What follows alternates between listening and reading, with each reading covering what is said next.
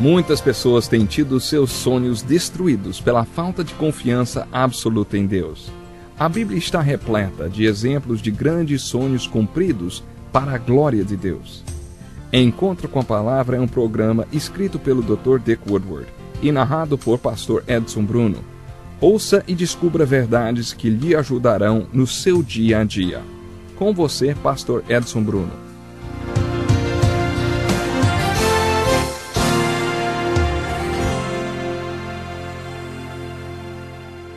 Olá, muito bem-vindo a mais um programa Encontro com a Palavra. Que alegria poder estar mais uma vez com você.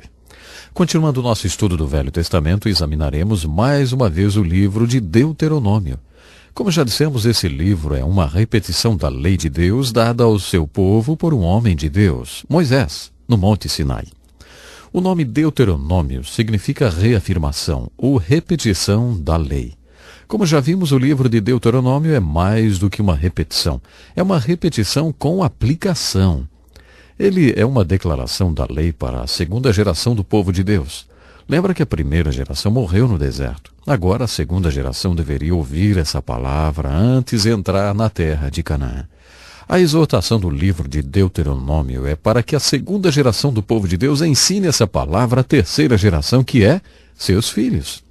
Antes de recomeçar o estudo de Deuteronômio, deixe-me recordar as verdades encontradas alegoricamente que encontramos nos 5 primeiros livros da Bíblia. No livro de Gênesis vemos a origem da nossa salvação, a grande fonte da nossa salvação, que é o próprio Deus. Nesse livro encontramos a fonte da nossa salvação no caráter de Deus e a fonte dos nossos pecados no caráter do homem. Isso mesmo, em nós mesmos.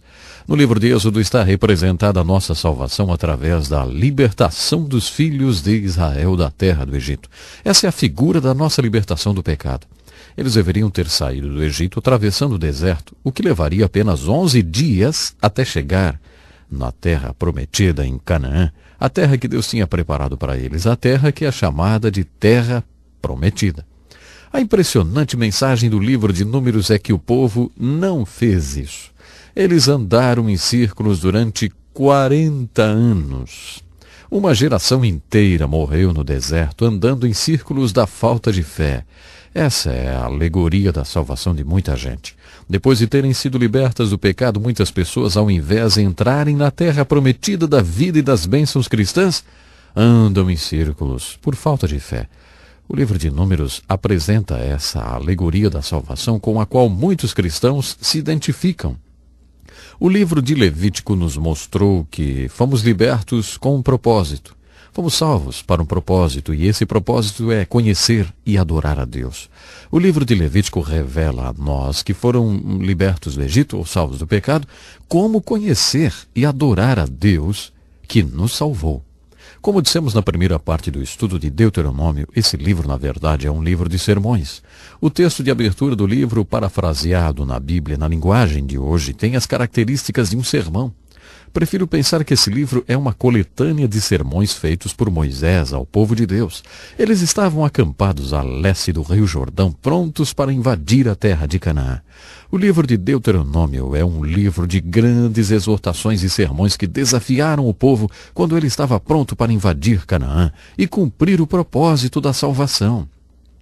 Mais uma vez, podemos aplicar em nossa vida a alegoria da salvação do livro de Deuteronômio. Se fomos libertos do Egito espiritual, estamos cansados de andar em círculos de falta de fé e desilusão e não estamos reivindicando pela fé tudo que Deus tem para nós, se finalmente chegamos ao ponto de querer tomar posse de tudo que possuímos espiritualmente e das bênçãos espirituais que Deus tem para todo aquele que crê, então o livro de Deuteronômio e todas as suas exortações têm uma aplicação para a nossa vida. As últimas palavras de Moisés ao povo de Deus estão registradas nesse livro. Estão ali as últimas palavras daquele que liderou o povo por tanto tempo e com tanto amor, e que intercedeu diante de Deus por esse povo tantas vezes, pedindo perdão e salvação para eles. Nesses sermões tão importantes de Moisés, encontramos uma aplicação para nós que queremos entrar na nossa terra prometida da vida cristã, hoje mesmo, hoje em dia. É com esse conceito sobre o livro de Deuteronômio que eu gostaria de estudar com vocês alguns dos sermões de Moisés.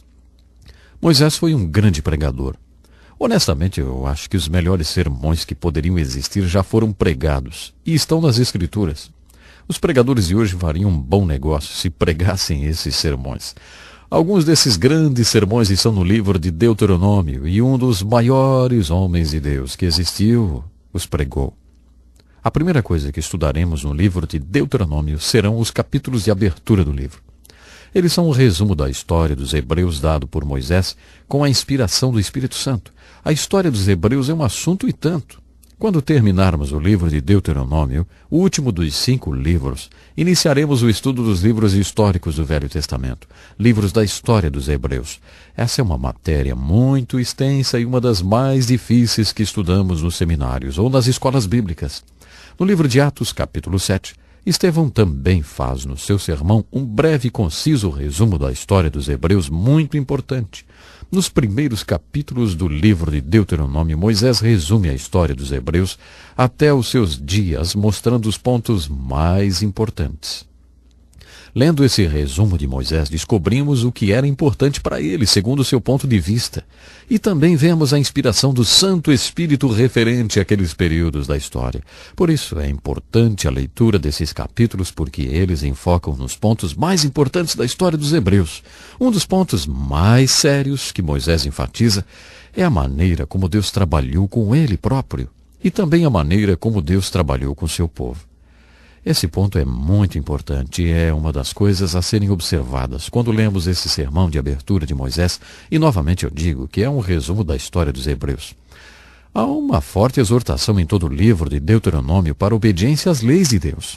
Você verá nesse resumo que quando eles obedeciam às leis de Deus, Deus os abençoava.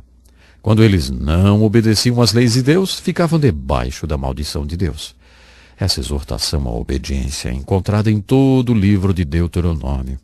Uma das palavras-chave do livro é obediência, outra é amor. Você poderia achar que amor não seria um tema discutido nessa parte do Velho Testamento, mas é. A palavra ame é usada muitas vezes nesse livro, principalmente nas exortações de Moisés para amar a Deus de todo o coração.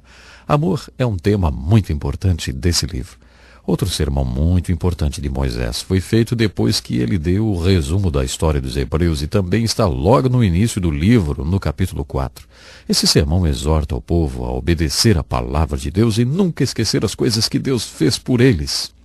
As aplicações mais importantes desse resumo da história dos hebreus, contudo, está nos 3 primeiros capítulos. E são: lembrem-se como Deus trabalhou nas suas vidas. Lembrem-se dos milagres que ele operou. A exortação do capítulo 4, nesse lindo sermão, é que esses milagres de Deus tenham um efeito profundo e eterno nas suas vidas e que vocês falem para seus filhos sobre esses milagres. A seguir, há uma exortação para que eles tomem muito cuidado para não quebrar o contrato com Deus. Nós poderíamos usar a palavra aliança. Uma aliança é um contrato entre Deus e o seu povo. Os termos desse contrato são bem explícitos. Se o povo não cumprisse os termos do contrato, deixaria de haver contrato. Deus não teria que abençoá-los se eles não fossem obedientes. Isso, portanto, é uma importante advertência. Nunca quebre o seu contrato com Deus. Poderíamos dizer isso da seguinte maneira: esse é o seu pensamento maravilhoso do dia. Jeová é Deus tanto no céu como na terra, e não há Deus senão Ele. Você deve obedecer às suas leis. Eu gosto desse.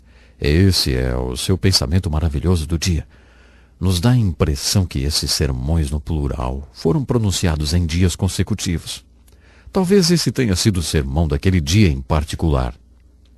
O capítulo 5 de Deuteronômio também é muito importante. Ele é uma repetição dos 10 mandamentos. O livro é isso mesmo, uma repetição, uma reafirmação da lei. Faça uma comparação com os 10 mandamentos em Êxodo 20 e os 10 mandamentos em Deuteronômio 5. Você observará algumas aplicações em Deuteronômio, para que eles tenham o coração voltado para mim e que desejem obedecer aos meus mandamentos. Então tudo irá bem com eles e com seus filhos e todas as gerações. Essa é uma exortação muito importante que Moisés fez ao povo em Deuteronômio. Vocês devem obedecer todos os mandamentos do Senhor seu Deus, seguir todas as suas instruções detalhadamente, andar em seus caminhos e aí vocês terão vida longa e próspera. Essa é a grande mensagem do livro de Deuteronômio. Você deve andar em todo o caminho do Senhor e fazer tudo de acordo com a vontade de Deus para a sua vida. Essa é a chave para as bênçãos de Deus, a obediência. O capítulo 6 é considerado pelos judeus como uma confissão básica de fé. É o sermão mais importante de Moisés. Bom, em Deuteronômio, esse sermão é chamado de Shema pelos rabinos hebreus. Shema em hebraico quer dizer ouvir. E é assim que eles denominam esse importante sermão de Moisés. Essa importante exortação inicia-se com as palavras: Ouve, ó Israel.